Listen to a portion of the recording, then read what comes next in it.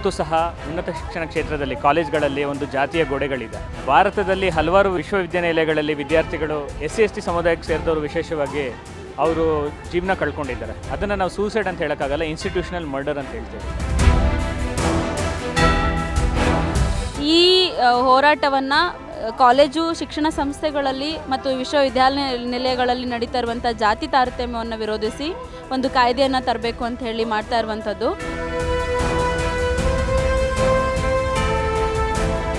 ಪರಿಶಿಷ್ಟ ಜಾತಿ ಮತ್ತು ಪರಿಶಿಷ್ಟ ವರ್ಗ ವಿದ್ಯಾರ್ಥಿಗಳಿಗೆ ಒಂದು ಉನ್ನತ ಶಿಕ್ಷಣ ಪಡಿಬೇಕಾದ್ರೆ ತುಂಬ ಸಮಸ್ಯೆಗಳು ಬರ್ತವೆ. ಅವರು ಜಾತಿಯನ್ನು ಡೈರೆಕ್ಟಾಗಿ ಪ್ರಶ್ನೆ ಮಾಡಲ್ಲ, ಆದರೆ ನಮ್ಮ ಒಂದು ಹೆಸರು, ನಮ್ಮ ಒಂದು ವೇಷಭೂಷಣ ಆಗಿರ್ಬೋದು, ನಮ್ಮ ಒಂದು ಜೀವನ ಶೈಲಿಯಿಂದ ನಾವು ಯಾವ ಒಂದು ವರ್ಗಕ್ಕೆ ಸೇರಿದ್ದೀವಿ ಅನ್ನೋದನ್ನು ಐಡೆಂಟಿಫೈ ಮಾಡಿ ಪ್ರಶ್ನೆ ಮಾಡ್ತಾರೆ.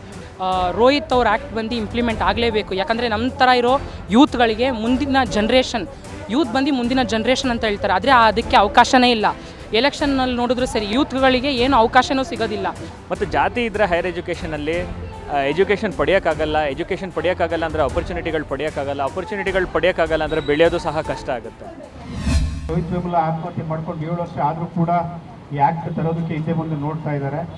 ಮತ್ತು ಕಳೆದ 10 ವರ್ಷಗಳಿಂದ ಎಜುಕೇಷನನ್ನು, ಹೈಯರ್ ಎಜುಕೇಷನ್ನು ಮತ್ತು ಎಜುಕೇಷನ್ ಸಿಸ್ಟಮ್ ಒಳಗಡೆ BJP ಮತ್ತು RSS ಮಾಡ್ತಾ ಇರುವಂಥ ಕಲ್ಚರಲ್ ಪಾಲಿಟಿಕ್ಸ್ ಏನಿದೆ, ಅದು ದಲಿತರು, ಆದಿವಾಸಿಗಳು ಮತ್ತು ಹಿಂದುಳಿದ ಸಮುದಾಯಗಳಿಂದ ಬಂದಂಥ ವಿದ್ಯಾರ್ಥಿನಿಯರನ್ನು ಎಜುಕೇಷನ್ನಿಂದ ಆಚೆ ಇಡುವಂಥ ಒಂದು ಭಾಳ ದೊಡ್ಡ ಮಟ್ಟದ ಎಕ್ಸ್ಕ್ಲೂಷನ್ ಪಾಲಿಸಿಯನ್ನು ಅವರು ತರ್ತಾ ಇದ್ದಾರೆ. ಇದನ್ನು ನಾವೆಲ್ಲರೂ ಕೂಡ ಅರ್ಥ ಮಾಡ್ಕೋಬೇಕಾಗುತ್ತೆ. ಮತ್ತು ರೋಹಿತ್ ವೇಮುಲ ಯಾವ ಒಂದು ಏನು ಅವರು ಹೋರಾಟ ಮಾಡಬೇಕಾದ್ರೆ ಯಾವ ಗುರಿ ಉದ್ದೇಶ ಇಟ್ಕೊಂಡು ಹೋರಾಟ ಮಾಡ್ತಾ ಇದ್ರು, ಅವ್ರು ಯಾವುದರ ವಿರುದ್ಧ ವಾಯ್ಸ್ ಎತ್ತಿದ್ರು ಅಂತ ಸೆಂಟ್ರಲ್ ಯೂನಿವರ್ಸಿಟಿಯಲ್ಲಿ ಅವರು ಮಾಡಿದಂಥ ಪಾಲಿಟಿಕ್ಸ್ ಆಗಿರ್ಬೋದು ಅಥವಾ ಮಾಡಿದಂಥ ಹೋರಾಟ ಆಗಿರ್ಬೋದು, ಅದು ಈ ಇಂಡಿಯಾದ ಎಜುಕೇಷನ್ ಸಿಸ್ಟಮ್ ಒಳಗಡೆ ಇರುವಂಥ ಮಾಡರ್ನ್ ಅಗ್ರಹಾರಗಳೇನಿದ್ದಾವೆ, ಹೈಯರ್ ಎಜುಕೇಷನ್ ಸ್ಪೇಸ್ಗಳು, ಅವು ನಾವೆಲ್ಲ ಅಂದ್ಕೊಂಡಿದ್ದೀವಿ ಭಾಳ ಲಿಬರೇಷನ್ ಕೊಡುವಂಥ ಸ್ಪೇಸ್ ಅಂತ. ಆದರೆ ಇನ್ ಆ್ಯಕ್ಚುಯಲ್ ಸೆನ್ಸ್ ಅವೆಲ್ಲ ಕೂಡ ಆಧುನಿಕ ಅಗ್ರಹಾರಗಳಾಗಿಯೇ ಇವತ್ತಿಗೂ ಉಳಿದಿದ್ದಾವೆ. ಇವತ್ತಿಗೂ ಕೂಡ ದಲಿತರು, ಆದಿವಾಸಿಗಳು, ಹಿಂದುಳಿದವರು ಅಲ್ಲಿ ಪ್ರತಿನಿತ್ಯ ಫೈಟ್ ಮಾಡ್ತಾನೆ ಎಜುಕೇಷನ್ ಪಡಿಬೇಕಾದಂಥ ಒಂದು ಅನಿವಾರ್ಯವಾದಂಥ ಪರಿಸ್ಥಿತಿ ಇದೆ. ಹಾಗಾಗಿ ಈಗ BJP ಅವರೇನೋ ರೋಹಿತ್ ವೇಮುಲ ಆತ್ಮಹತ್ಯೆ ಮಾಡ್ಕೊಳ್ಳೋ ಥರ ಮಾಡಿದ್ರು, ಮತ್ತು ಹೈಯರ್ ಎಜುಕೇಷನಲ್ಲಿ ಸಂಘ ಪರಿವಾರದ ಐಡಿಯಾಲಜಿನ ತರಕ್ಕೆ ನೋಡ್ತಾ ಇದ್ದಾರೆ. ಆದರೆ ಕಾಂಗ್ರೆಸ್ನವರು ನಾವು BJP ಐಡಿಯಾಲಜಿಗೆ ವಿರುದ್ಧ, ನಾವು ಕಾನ್ಸ್ಟಿಟ್ಯೂಷನಲ್ ವ್ಯಾಲ್ಯೂಸ್ನ, ಕಾನ್ಸ್ಟಿಟ್ಯೂಷನನ್ನು ಪ್ರೊಟೆಕ್ಟ್ ಮಾಡ್ತೀವಿ, ಮತ್ತು ಕಾನ್ಸ್ಟಿಟ್ಯೂಷನ್ ಏನನ್ನ ಅಶ್ಯೂರ್ ಮಾಡಿದೆ ಅದನ್ನು ದಲಿತರಿಗೆ, ಆದಿವಾಸಿಗಳಿಗೆ ಕೊಡ್ತೀವಿ ಅಂತ ಏನು ಹೇಳುತ್ತೆ, ಅದೇ ಕಾಂಗ್ರೆಸ್ ಸರ್ಕಾರನೇ ತೆಲಂಗಾಣದಲ್ಲಿ ರೋಹಿತ್ ವೇಮುಲ ಕೇಸನ್ನು ತನಿಖೆಯನ್ನು ಮಾಡಿ ಕೊಟ್ಟಂಥ ರಿಪೋರ್ಟಲ್ಲಿ ಆತ ದಲಿತನೇ ಅಲ್ಲ ಅಂತ ಹೇಳಿ ಟೆಕ್ನಿಕಲಿ ಪ್ರೂವ್ ಮಾಡೋದಕ್ಕೆ ಹೋಗಿದೆ. ಮತ್ತು ಅದೊಂದು ಸಾಂಸ್ಥಿಕ ಹತ್ಯೆನೇ ಅಲ್ಲ, ಅದೊಂದು ಅಟ್ರಾಸಿಟಿನೇ ಅಲ್ಲ ಅಂತ ಒಂದು ಆಯೋಗ ವರದಿ ಕೊಟ್ಟಿರೋದು ಕೂಡ ನಮ್ಮ ಕಣ್ಣ ಮುಂದಿದೆ. ಸರ್, ಇವತ್ತು ರೋಹಿತ್ ಕಾಯ್ದೆ ಘೋಷಿಸಬೇಕು ಅಂತ ಹೇಳಿ ಒಂದು ಪ್ರತಿಭಟನೆ ಮಾಡ್ತಾ ಇದ್ದೀವಿ. ಯಾಕೆ ಅಂತ ಹೇಳಿದರೆ, ಇವತ್ತು ಸಹ ಉನ್ನತ ಶಿಕ್ಷಣ ಕ್ಷೇತ್ರದಲ್ಲಿ ಕಾಲೇಜ್ಗಳಲ್ಲಿ ಒಂದು ಜಾತಿಯ ಗೋಡೆಗಳಿದೆ. ಭಾರತದಲ್ಲಿ ಹಲವಾರು ವಿಶ್ವವಿದ್ಯಾನಿಲಯಗಳಲ್ಲಿ ವಿದ್ಯಾರ್ಥಿಗಳು SC/ST ಸಮುದಾಯಕ್ಕೆ ಸೇರಿದವರು ವಿಶೇಷವಾಗಿ ಅವರು ಜೀವನ ಕಳ್ಕೊಂಡಿದ್ದಾರೆ. ಅದನ್ನು ನಾವು ಸೂಸೈಡ್ ಅಂತ ಹೇಳೋಕ್ಕಾಗಲ್ಲ, ಇನ್ಸ್ಟಿಟ್ಯೂಷನಲ್ ಮರ್ಡರ್ ಅಂತ ಹೇಳ್ತೇವೆ. ಅದು ರೋಹಿತ್ ವೇಮುಲ ಇರ್ಬೋದು, ಪಾಯಲ್ ತಡ್ವಿ ಇರ್ಬೋದು, ಅಥವಾ ಆ ಥರ ನೂರಾರು ಜನ ಒಂದು ತಾರತಮ್ಯದಿಂದ, ಒಂದು ದೌರ್ಜನ್ಯದಿಂದ ಅವರು ಆತ್ಮಹತ್ಯೆ ಮಾಡ್ಕೊಂಡಿದ್ದಾರೆ. ಸಂವಿಧಾನ ಬಂದು ನಮಗೆ 75 ವರ್ಷ ಆಯಿತು. ಅದಾದಮೇಲೂ ಈ ಥರ ನಡೀತಿರೋದು ತುಂಬಾ ಒಂದು ದುಃಖದ ವಿಷಯ. ಯಾಕೆಂದರೆ ಘನತೆ, ಸಾಮಾಜಿಕ ನ್ಯಾಯ, ಸ್ವಾತಂತ್ರ್ಯ, ಸಮಾನತೆ ಇದೆಲ್ಲರಿಗೂ ಒಂದು ಭರವಸೆ ಕೊಟ್ಟಿರೋದು. ಆದರೂ ಸಹ ಯಾಕೆ ಉನ್ನತ ಶಿಕ್ಷಣ ಕ್ಷೇತ್ರದಲ್ಲಿ ಈ ಥರ ಜಾತಿ ಇದೆ, ಮತ್ತು ಜಾತಿ ಇದ್ದರೆ ಹೈಯರ್ ಎಜುಕೇಷನಲ್ಲಿ ಎಜುಕೇಷನ್ ಪಡೆಯೋಕ್ಕಾಗಲ್ಲ ಅಂದರೆ ಆಪರ್ಚುನಿಟಿಗಳು ಪಡೆಯೋಕ್ಕಾಗಲ್ಲ ಅಂದರೆ ಬೆಳೆಯೋದು ಸಹ ಕಷ್ಟ ಆಗುತ್ತೆ.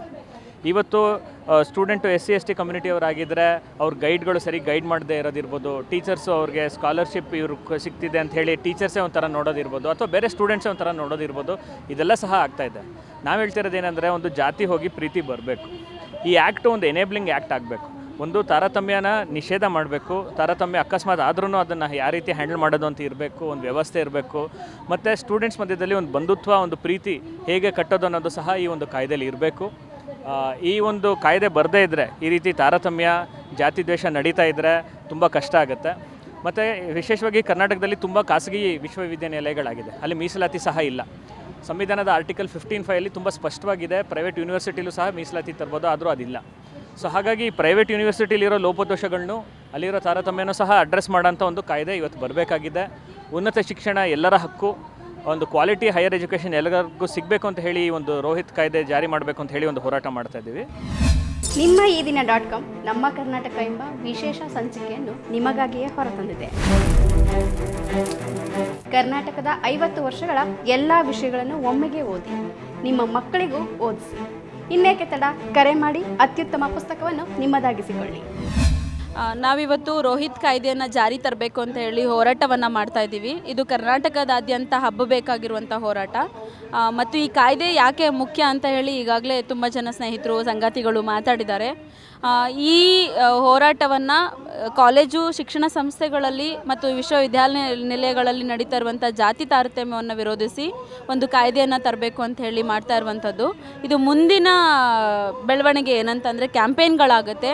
ಎಲ್ಲ ಜಿಲ್ಲೆಯಲ್ಲಿ ಇರುವಂತಹ ಕಾಲೇಜುಗಳ ವಿದ್ಯಾರ್ಥಿಗಳು, ಶಾಲಾ ಕಾಲೇಜಿನ ವಿದ್ಯಾರ್ಥಿಗಳು, ಯೂನಿವರ್ಸಿಟಿ ವಿದ್ಯಾರ್ಥಿಗಳು ಈ ಕ್ಯಾಂಪೇನಲ್ಲಿ ಭಾಗವಹಿಸಬೇಕು. ತಮಗಾಗುವಂತಹ ಜಾತಿ ತಾರತಮ್ಯದ ನೋವುಗಳು ಮುಂದಿನ ಪೀಳಿಗೆಗೆ, ಮುಂದಿನ ಜನ್ರೇಷನ್ ಬರುವಂಥ ಎಜುಕೇಷನಿಗೆ ಬರುವಂತಹ ಸ್ನೇಹಿತರುಗಳಿಗೆ ಆಗಬಾರ್ದು ಅನ್ನುವಂಥ ಮುನ್ನೆಚ್ಚರಿಕೆಯಿಂದ, ಆ ಉದಾರ ಮನಸ್ಸಿನಿಂದ ಈ ಕ್ಯಾಂಪೇನ್ಗಳಿಗೆ ಭಾಗವಹಿಸಿ ಕರ್ನಾಟಕ ಸರ್ಕಾರಕ್ಕೆ ಈ ಕಾಯ್ದೆಯನ್ನು ಜಾರಿ ಮಾಡಬೇಕು ಅಂತ ಹೇಳಿ ಹಕ್ಕೊತ್ತಾಯವನ್ನು ಇಡ್ತಾ ಇದ್ದೀವಿ.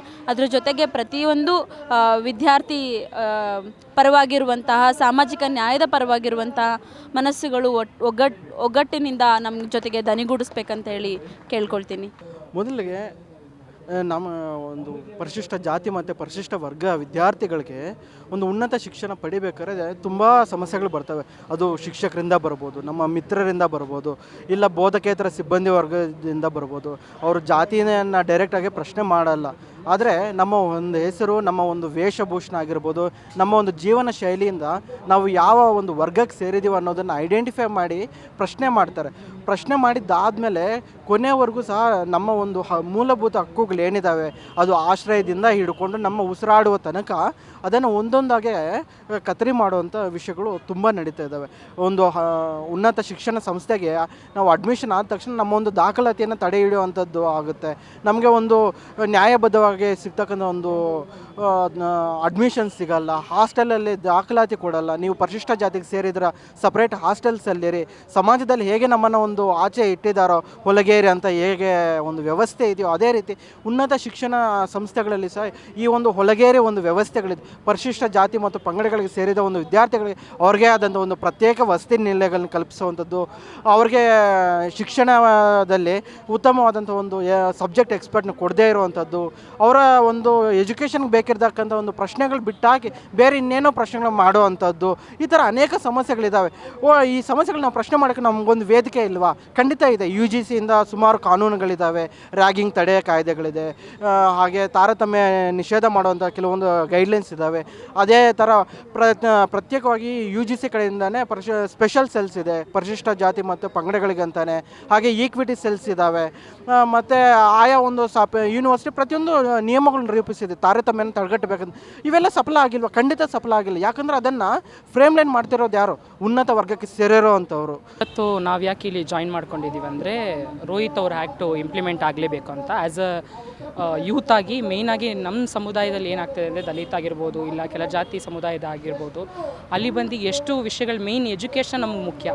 ಒಂದು ಏನಾದರೂ ನಾವು ಇದು ಮಾಡಬೇಕಂದ್ರೂ ಎಜುಕೇಷನ್ ಮೇಯ್ನು. ನಮಗಂತ ಒಂದು ಡ್ರೀಮ್ ಇದೆ, ನಾವು ಈ ಥರ ಇರಬೇಕು, ನಮಗಂತ ಒಂದು ಹಕ್ಕಿದೆ, ನಾವು ಈ ಥರನೇ ಬಾಳಬೇಕು ಅಂತ. ಬಟ್ ಆದರೆ ಜಾತಿ ವಿಷಯವಾಗಿ ನಮ್ಮನ್ನ ಹೇಳಿ ತುಳಿತಾರೆ. ಸ್ಕೂಲ್ ಆಗಿರಲಿ, ಕಾಲೇಜ್ ಆಗಿರಲಿ. ಇವಾಗ ಈ ಎಕ್ಸಾಂಪಲ್ ನಾನು ಹೇಳ್ಬೇಕಂದ್ರೆ ನಾನೇ ತೊಗೊಂಡ್ರೆ, ಸ್ಕೂಲಲ್ಲಿ ಹೋದರೆ ನಾನು SC ಸ್ಟೂಡೆಂಟು. ಆದರೆ ನಾವು ಹೋಗಿ ಏನಾದರೂ ಸ್ಕಾಲರ್ಶಿಪ್ ಅಪ್ಲೈ ಮಾಡಿದ್ರೆ ಆಫೀಸ್ ರೂಮ್ ಬರ್ತಾರೆ, ಯಾರ್ಯಾರು SC ST ಸ್ಟೂಡೆಂಟ್ ಇದ್ದೋಳಿ ಅಂತ. ಆವಾಗ ಶಾಲೆಯಲ್ಲೇ ನಮ್ಗೆ ಈ ಥರ ಇದಾಗುತ್ತೆ. ಆಮೇಲೆ ಏನೇ ಆಗಿರಲಿ ರೋಹಿತ್ ಅವ್ರ ಆ್ಯಕ್ಟ್ ಬಂದು ಇಂಪ್ಲಿಮೆಂಟ್ ಆಗಲೇಬೇಕು. ಯಾಕಂದರೆ ನಮ್ಮ ಥರ ಇರೋ ಯೂತ್ಗಳಿಗೆ ಮುಂದಿನ ಮುಂದಿನ ಜನ್ರೇಷನ್ ಅಂತ ಹೇಳ್ತಾರೆ. ಆದರೆ ಅದಕ್ಕೆ ಅವಕಾಶನೇ ಇಲ್ಲ. ಎಲೆಕ್ಷನ್ನಲ್ಲಿ ನೋಡಿದ್ರು ಸರಿ, ಯೂತ್ಗಳಿಗೆ ಏನು ಅವಕಾಶನೂ ಸಿಗೋದಿಲ್ಲ. ನಾವು ನಮ್ಮ ಮಕ್ಕಳನ್ನ ಎಲ್ಲಿ ಹೇಳ್ಕೊಳಕ್ಕಾಗುತ್ತೆ? ಸಾಧ್ಯನೇ ಇಲ್ಲ. ಯಾಕಂದರೆ ಇಷ್ಟು ಜನ ಇರುವಾಗ ನಮ್ಮ ವಾಯ್ಸ್ ಮುಂದೆ ರೀಚ್ ಆಗಲ್ಲ. ಸೊ ಯಾವತ್ತೂ ಸರಿ ನಮ್ಮ ದಲಿತ ಸಮುದಾಯ ಆಗಿರ್ಬೋದು, ಇಲ್ಲ ಕೆಳಮಟ್ಟ ಸಮುದಾಯ ಆಗಿರ್ಬೋದು, ಇನ್ನೂ ನಮ್ಮನ್ನ ತುಳಿತಾನೆ ಇದ್ದಾರೆ ಜಾತಿ ವಿಷಯದಲ್ಲಿ ಆಗಿರ್ಬೋದು. ಒಂದು ಇವಾಗ ಎಕ್ಸಾಂಪಲ್ ಆಗಿ ಹೇಳ್ಬೇಕಂದ್ರೂ, ಇಲ್ಲಿರೋ ಬೆಂಗಳೂರಲ್ಲಿರೋ ಸ್ಕೂಲಲ್ಲೇ ಜಾಸ್ತಿ ಸ್ಕೂಲಲ್ಲಿ ನಾನ್ ವೆಜ್ ಅಲೋ ಮಾಡಲ್ಲ, ಬೀಫು ಮೇಯ್ನಾಗಿ ಅಲೋ ಮಾಡಲ್ಲ. ಯಾಕಂದರೆ ನೀವು ಇಂಥ ಸ್ಲಮ್ಮಲ್ಲಿ ಬರ್ತೀರಾ, ಹಂಗಂದರೆ ನೀವು ಈ ಥರ ಊಟ ತರಬಾರ್ದು ಅಂತ. ನಮಗೆ ಆ ಊಟನ ತಿನ್ನೋಕ್ಕೂ ಬಿಡೋದಿಲ್ಲ, ಎತ್ತಿ ಬಿಸಾಕ್ತಾರೆ, ಇಲ್ಲ ಅದನ್ನು ಅಲೌಡು ಮಾಡೋಲ್ಲ, ಬಾಕ್ಸ್ನ ಚೆಕ್ ಮಾಡ್ತಾರೆ ಏನು ಊಟ ತಂದಿದ್ದೀರಾ ಅಂತ. ಸೊ ಅಂಥ ವಿಷಯಗಳೆಲ್ಲ ಇದೆ. ಸೊ ಇಲ್ಲಿ ಲಾಸ್ಟು ರೋಹಿತ್ ಅವರು ಡೆತ್ ಲಾಸ್ಟ್ ಆಗಿರಬೇಕು. ಅವರು ಏನು ಇದು ಮಾಡಿಬಿಟ್ಟು ಹೋದ್ರು ಅದೇ ಥರನೇ ಡಾಕ್ಟರ್ BR ಅಂಬೇಡ್ಕರ್ ಅವರು ನಮ್ಮ ಸಂವಿಧಾನ ಕೊಟ್ಟು ನಾವು ಈ ಜಾಗದಲ್ಲಿ ನಿಂತ್ಕೊಂಡಿದ್ದಾರೆ. ಅಂಬೇಡ್ಕರ್ ಅವರು ಒಬ್ಬರು ಕಾರಣ. ಪಾಪ ರೋಹಿತ್ ನಮಗಾಗಿ ಪ್ರಾಣನ ಬಿಟ್ಟಿದ್ದಾರೆ. ರೋಹಿತ್ ಅವರು ಈ ಆ್ಯಕ್ಟ್ ಬಂದು ಅವರಿಂದ ಈ ಆ್ಯಕ್ಟ್ ಸೇಮ್ ಅಂಬೇಡ್ಕರ್ ಥರ ಅವರೂ ಇದ್ದು ಈ ಆ್ಯಕ್ಟ್ನ ಇದು ಮಾಡಬೇಕು ಅಂತ ಸರ್ CM ಅವ್ರನ್ನ ನಾನು ಕೇಳ್ಕೊಳ್ತಾ ಇದ್ದೀನಿ. ಈ ಆ್ಯಕ್ಟ್ ಇಂಪ್ಲಿಮೆಂಟ್ ಆಗಲೇಬೇಕು. ನಮ್ಮ ಥರ ಇರೋ ಯೂತ್ಗೆ ಇದು ಮುಂದಿನ ಇದಕ್ಕೆ ನಮ್ಮ ಡ್ರೀಮ್ನ ಅಚೀವ್ ಮಾಡೋಕ್ಕೆ ಸಾಧ್ಯ ಆಗುತ್ತೆ. ಸೊ ದಯವಿಟ್ಟು CM ಅವರು ಇದನ್ನವಾಗಿ ಗಂಭೀರವಾಗಿ ಈ ವಿಷಯನ ತೊಗೊಂಡು ಇಂಪ್ಲಿಮೆಂಟ್ ಮಾಡಲೇಬೇಕು ಅಂತ ನಾನು ಕೇಳ್ಕೊಳ್ತಾ ಇದ್ದೀನಿ. ಮತ್ತಷ್ಟು ವಿಶೇಷ ವಿಡಿಯೋಗಳನ್ನು ನೋಡಲು ಮತ್ತು ಹೊಸ ವಿಡಿಯೋಗಳ ಬಗ್ಗೆ ತಿಳಿಯಲು ಈ ದಿನ .com ಯೂಟ್ಯೂಬ್ ಚಾನೆಲ್ ಸಬ್ಸ್ಕ್ರೈಬ್ ಮಾಡಿ ಮತ್ತು ಬೆಲ್ ಐಕಾನ್ ಕ್ಲಿಕ್ ಮಾಡಿ.